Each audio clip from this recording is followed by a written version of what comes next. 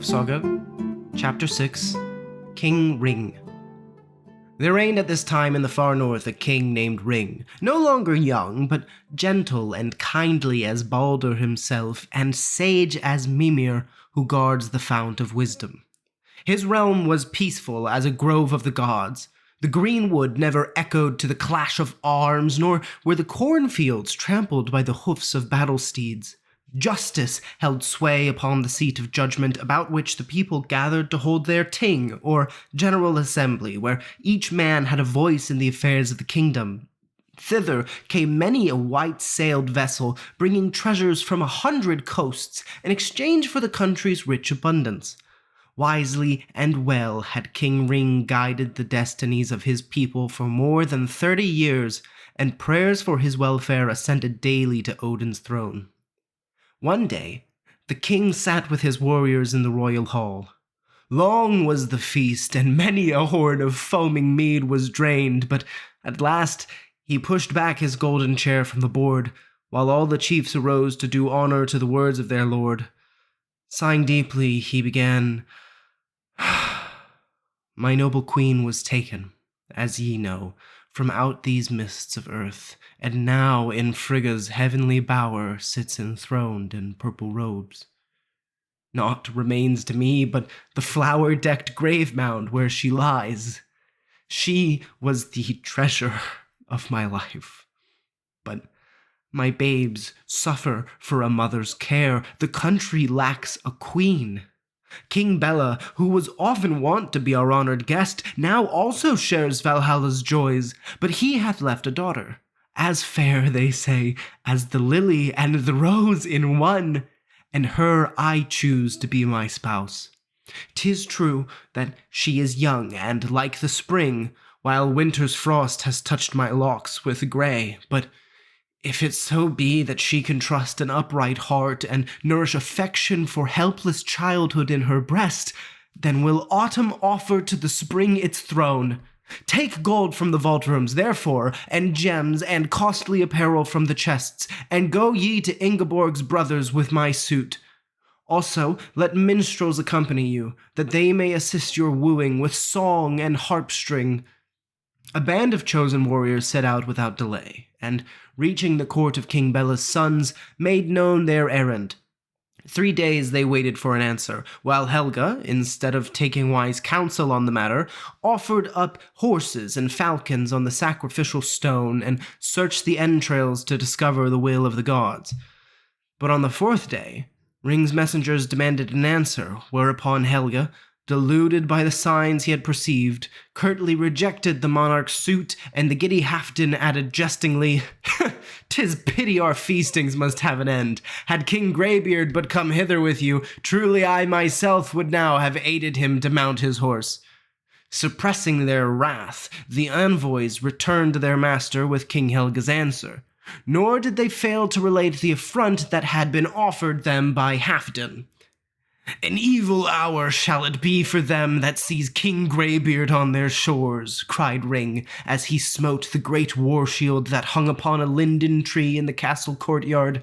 Swift throughout the land sped the summons of war, and soon a host of warriors had assembled. The haven was filled with dragon ships, and countless helm plumes nodded in the breeze. When the message of war reached King Helga, he was seized with fear, and hastily dispatched his sister Ingeborg to Baldur's temple, which was held sacred all over the Northland. None had ever dared to violate the sanctuary, and there he deemed her safe from King Ring and his warriors. Chapter 7, Frithiof at Chess. Frithiof was sitting with Bjorn in his hall at Framnus before a splendid chessboard, the squares of which were alternate gold and silver, when Hilding entered. Greeting the old man kindly, Frithiof led him to the high seat and bade him refresh himself with a horn of mead till he and his adroit adversary should have finished their match. But without waiting, Hilding began, "I come on behalf of the 2 princes, Helga and Halfdan, to pray you to make peace with them. King Ring has declared war, and they fear for their kingdom." Take heed, Bjorn, cried Frithiof. Thy king is in danger. A pawn indeed may save him. Pawns are lightly sacrificed. Hilding, who well understood the double meaning of these words, continued. Let not thine anger master thee, my son. Against King Ring the princes may be weak. Against thy single arm 'twere otherwise. Frithiof smiled. So thou dost threaten my castle, Bjorn, he said. But rest thee assured, it will be well guarded. In Baldur's Grove, began Hilding once more, Ingeborg doth weep the whole day long. Will not even her prayers move thee? Ha! Bjorn, wouldst thou attack the queen, dearer to me than my life from childhood's hour? The most precious piece in all the game is she, and her I will save, cost what it may. Wilt thou give me no answer, nor yet end thy game? Asked Hilding indignantly. Then Frithiof arose, and grasping his old master's hand, said earnestly, Nay, be not angry with me, father, but hearken to my firm resolve. Say to Bella's sons that never will he whose honor they have tarnished be their vassal. Hilding was silent for a space before he replied, I must e'en perform my duty, yet neither can I blame thee for thy resolution. Odin will guide all for the best. Then mounting his horse, he rode thoughtfully away. Chapter 8. Frithiof goes to Ingeborg. When the sun had sunk low in the west, Frithiof said to Bjorn, Let us away, for this night I must speak with Ingeborg. How? Cried his friend. Wouldst thou violate Baldur's Grove? Surely 'twill be no violation of Baldur's sanctuary if I do but seek in all honor and propriety to hold converse with the king's daughter, my playfellow and companion from our infancy. Bjorn said no more, and Elida soon brought them to the Holy Grove, one side of which was bounded by the sea. By that way it was forbidden to enter, under penalty of death, while from the land none but the priests might grant entrance through the door in the high wall to those wishing to visit the grove and temple. Paying no heed to this prohibition, Frithiof boldly entered the grove from the shore and suddenly appeared before Ingeborg to her mingled joy and terror. Fear not, dear Ingeborg, he cried, clasping her hand, that my presence here will profane Baldur's sanctuary. Nay, rather let us go into the temple and implore his aid and guidance. In silence, the lovers entered the temple, and not till the dawn began to break did they emerge and seek the shore once more. Now, we have plighted our troth before the gentle god, said Frithiof, and our love for each other shall therefore be made publicly known. Thereupon the maiden besought Frithiof to forget what had passed and be reconciled to her brother. Thy words accord with that which Baldur hath implanted in my breast, fair maid, replied Frithiof. Wherefore I will appear at the thing, and before all men offer to thy brother Helga the hand of peace. Soon shalt thou hear thereof. And with these words they parted. Chapter 9. The Parting. Oft the next day did Ingeborg turn her footsteps towards the sea, and at last, as she neared the wooded shore once more, the sails of the swiftly approaching dragon glimmered through the branches of the trees. It stopped, and Frithiof leaped lightly ashore. Welcome indeed art thou, Frithiof, said Ingeborg, but woe is me, I read my fate upon thy brow. Seest thou not as blood-red runes thereon, bespeaking insult, shame, and banishment? Nay, calm thyself, and tell me quickly what has passed. Learn, then, my Ingeborg, the disgrace that I am forced to bear. I sought the assembly of people gathered at thy father's grave mount, where, close circling, stood the Northland's warriors, sword in hand and shield to shield. Within their ranks upon the judgment seat sat that pale bloodman Helga, his gloomy gaze fast fixed upon the ground, while beside him Halfdan, like some overgrown child, toyed idly with a slender sword. Then I stepped forth and spoke. The clouds of war, O Helga, overhang thy boundaries. Thy kingdom is in jeopardy, but give me thy sister, and I'll lend my arm whose strength shall stand thee well in time of need. Forgotten be our grudge, for loath am I to cherish hate against the brother of my Ingeborg. Be just, O king, and save at once thy country and thy sister's heart. As proof of fame, I offer thee my hand in peace, but by the mighty Thor, I swear that never again shall it be stretched to thee in reconcilement. Loud plaudits rang from all about us. The clang of 1,000 shields rose up to the heavens. Yea, give him Ingeborg, they shouted, the fairest lily in our vales. Remember, king, that Frithiof is our stoutest swordsman. Give him thy sister. Thereat, our noble foster father Hilding stepped from out the throng and spoke for me. From his lips fell many a weighty speech and biting proverb, while even Halfdan too did urge consent. But vain were my words, vain the shouts of the warriors, vain the intercession of Hilding and Halfdan. As little might the spring sun coax a blade of grass from out the naked rock, as our united prayers awake one kindly thought in Helga's breast. Unchanged his lowering glance as scornfully he spoke. The peasant's son might claim perchance our sister, but never shall the defiler of a temple win her hand. Speak, Frithiof, hast thou not broken Balder's peace? Hast thou not forced thy way into his holy temple, despite the law which so forbids? Answer, yea or nay. My life happiness, I answered, hangs upon a word. Yet fear not, Helga, neither for Valhalla's joys nor all this earth's delights would I forswear myself. Yea, in Balder's temple I have seen thy sister, but in no wise did I offend the pure and gentle God. Our prayers to him did waken holy thoughts within our hearts, and led me here to offer peace to thee. More I could not speak, for a murmur of horror ran through the circle. The warriors, paled by superstition, drew back from me as I were smitten with the plague. Thy brother was the victory. At last he spoke. By the laws of our fathers, mine is the right to sentence thee to banishment or death. But rather will I emulate in mildness that God whose sanctuary thou hast violated. Hearken then to my decree. Far to the westward lies a group of islands ruled by Augantyr. King Bela long ago did lay him under tribute, and this he faithfully remitted so long as our royal father was still alive. Since Bela's death, he has refused it. Go thou and collect his tribute as atonement for thy crime. Then he added sneeringly, 'Tis said this Augantyr is hard-famed, and sits brooding o'er his gold like Fafnir, the famed dragon slain by Sigurd. But who could withstand our second Sigurd's prowess? Truly this is far other work than seeking maids in Balder's holy grove. Here, till the summer comes again, we'll wait for thy return, bringing fresh glory and above all else, the tribute.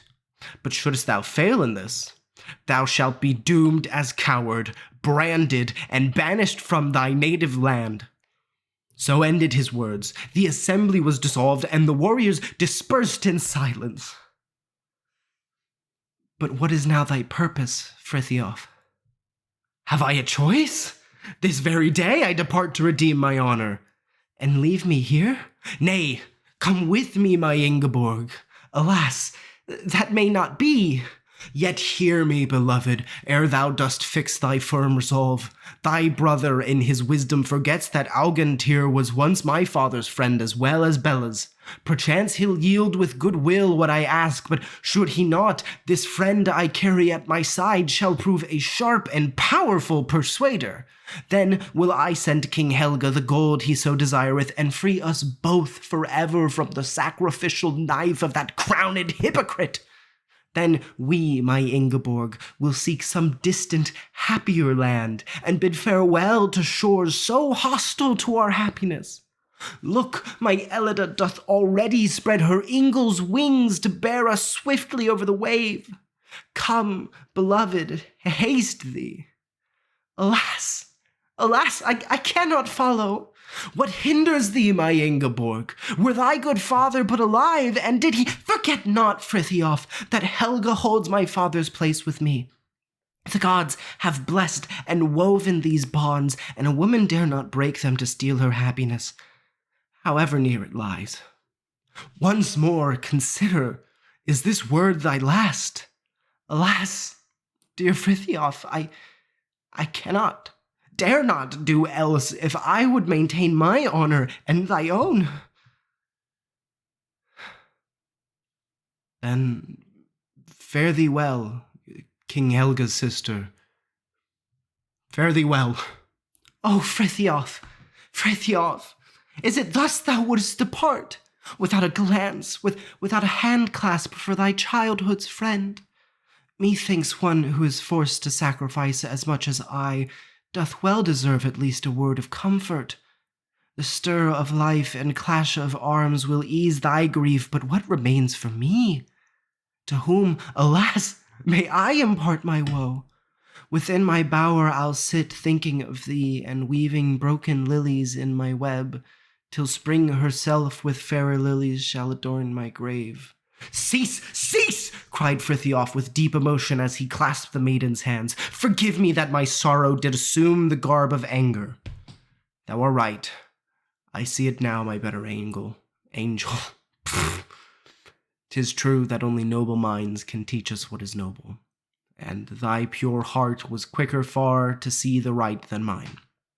Alone I'll go, and part from thee, but never from my hope, whate'er betide. Next spring shall Helga see me here again, the crime with which he charges me atoned. Then in full circle of the warriors, mid glittering steel, will I demand thee from thy brother as my wife. Till then, farewell, and keep me ever in thy thoughts. In my memory of our childhood's love, take thou this arm ring, a treasured heirloom of my father's house. All the wonders of the heavens are carved upon it, but the world's best wonder is a faithful heart. See how it gleams on my white arm like a glowworm upon a lily's stem. Thus they departed, and Elida bore the hero swiftly away, while Ingeborg, sad and hopeless, but took her to her bower. Chapter 10. Frithiof's Voyage. Cold blew the wind. Day by day the skies darkened. Deck and mast, sail and rudder were covered thick with ice and frost. Frithiof was already far from his native shores when suddenly black storm clouds overspread the heavens and a fearful tempest arose. The sea was stirred to its depths. Waves mountain high threatened to engulf the ship, which tossed helplessly amid the boiling surges. But Frithiof exulted in the fury of the elements. The wild scene upon which he gazed was but a reflection of the storm that raged within his breast. Still, the tempest increased. Showers of hailstones rattled down upon the deck and on the numbered hands of the warriors at the helm. A gust of wind tore away the cordage, planks and timbers groaned and creaked, huge bellows swept the deck, and higher rose the water in the hold, despite all the efforts of the ship's people, who now gave themselves up for lost. Even to Frithiof, it seemed death was nigh. "Is it Helga that hath sent this storm upon us?" said one, "and who may withstand witchcraft?" "Look!" cried another. "Yonder swims a whale and bears on its back 2 sea fiends. One is wrapped in the hide of the ice bear, the other half the shape of a sea eagle, with black wings flapping. Woe unto us! 'Tis the sea trolls, hide and ham. We are lost." But Frithiof, summoning his friend Bjorn to take the helm, hastened to reassure the terror-stricken crew. His words put fresh courage in their hearts, and with redoubled strength they began once more to struggle against the fury of the storm. "Courage, friends!" he shouted. "Those who trust in the gods are safe from the power of evil spirits." Then, springing to the ship's prow, he chanted, "Now, Elida, show us, whether as 'tis boasted, hero wood thy bosom holds. Listen, art thou truly Aegir's god-sprung daughter? Dash with thy strong keel, and cleave yon spell-charmed whale. Within one bound, the dragon clove the troll whale's body, and down it sank beneath the waves. Then at once the hero hurleth 2 sharp spears, the ice bear's hide, pierceth one, the other springeth through the pitch-black eagle's side. Instantly, the storm subsided. The sun broke through the clouds, and the waves no longer swept the deck. Soon the sea was as smooth as glass, and there before them lay the islands ruled by Algantyr. But the weary rowers could no longer move their arms. The warriors were forced to lean for support upon their swords. When the ship touched land, Bjorn carried 4 and Frithiof 8 of the exhausted men ashore. Food and drink were then brought from the ship, and all refreshed themselves with a hearty meal. Chapter 11. Frithiof at the court of Algantyr. In his great hall near the sea sat Algantyr at wassail with his champions, while outside the window Halvar kept watch. A good swordsman and a stout drinker was he, and often, as his horn was empty, he silently thrust it through the lattice to be refilled. Suddenly, he flung it far into the hall and shouted, "I see a ship making to land! On it, pale warriors totter helplessly about, but so strong and fresh are 2 of them that they carry the others to the shore." Algantyr strode to the window and gazed out toward the sea. Then he said, "That, methinks, hath the look of Elida, Thorsten's dragon ship, and in one of yonder 2 stout warriors I seem to see old Thorsten's form and bearing. Hath he not the air of a prince of all the land?" When the black-bearded Adel heard this, the berserk fury seized him. He sprang from the board with eyes rolling and shouted, "If this be Frithiof, now I will prove the truth of what is said, that he hath power to render harmless every blade, and never is the first to sue for peace." He rushed from the hall, followed by 12 of the warriors. Hewing and thrusting furiously at the air with their swords, they stormed down to the shore where Frithiof had built a fire to cheer his men. From afar, Atli shouted, "Easy were it now for me to slay thee, but rather shalt thou have thy joys. To do battle with me here, or fly. But if thou wilt yield and sue for peace, then in friendly guise I'll lead thee to our lord." "Is it your custom thus to welcome toil-worn heroes cast upon your shores?" was Frithiof's answer. "Then listen. Spent as I am with days of hardship and distress, yet never will I sue for peace from thee." And therewith he drew his sword, the runes on the blade glowing red as fire. Fast and furious fell the sword strokes. Both shields at the same moment dropped, riven in twain upon the ground. Yet fearlessly the champions fought on. At last down swept Angervadel with resistless force, and loudly clanging Atli's blade was shattered. Frithiof stepped back, saying, "Swordless, I will not slay thee. But if thou wouldst not yet have peace, then let us try a wrestling contest." Foaming with rage, Atli sprang at him, and a fearful struggle began. Like 2 eagles seizing on their prey, they grappled with each other. The earth shook with the trampling of their feet. It seemed as if the heaving of their breasts would burst the encasing mail, while in awe their comrades stood about them, waiting for the issue of the contest.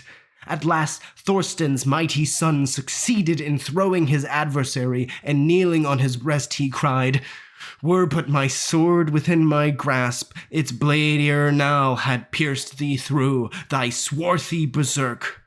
"Go then, and fetch it. I will lie here the while," said Atli proudly. "All brave men to Valhalla's halls must wend at last. I today, and thou tomorrow." Still, filled with the rage of battle, Frithiof with one bound reached his sword and was about to dispatch his prostrate foe, who moved not but lay calmly gazing upwards, when he suddenly relented, and, dropping his sword, held out his hand to the vanquished Atli.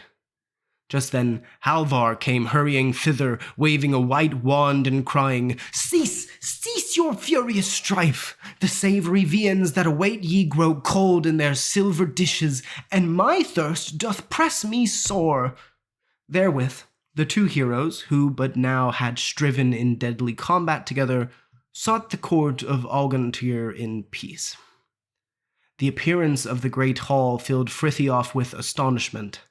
In place of the usual oaken planks, the walls were covered with gilded leather adorned with flowering vines. The chimney was of marble, tapers in silver, candlesticks illuminated the halls. The doors were held fast with locks. A bountiful meal stood ready spread in heavy silver dishes, and near the high seat a roasted stag adorned the board, the horns entwined with leaves, the hoofs gilded. On the high seat of silver sat Algantyr, clad in helm and mail of glittering steel, inlaid with gold, a purple mantle sewn with silver stars depending from his shoulders. He arose as Frithiof entered, and advanced to meet his guest, saying, "Full many a horn have I drained in Thorsten's company, and glad am I to do fitting honor to his valiant son." Then, leading him to a place beside him on the high seat, he called on all his warriors to fill their horns and beakers and drink to Thorsten's memory, while the hall rang to the sound of harps as minstrels praised that hero's glorious deeds. Meanwhile, Algantyr questioned his guest concerning matters in the Northland, and in well-chosen words, avoiding either praise or blame, Frithiof related all that had passed, concluding with his voyage and the terrible sea witches against whose power they had been forced to contend. So eloquently did he describe their adventure that Algantyr listened with approving smiles, and the bold champions about the board often interrupted the speaker with their shouts. Then Algantyr inquired the purpose of his voyage, and Frithiof told him frankly of his love for Ingeborg, of Helga's arrogance, and the penance that had been laid upon him.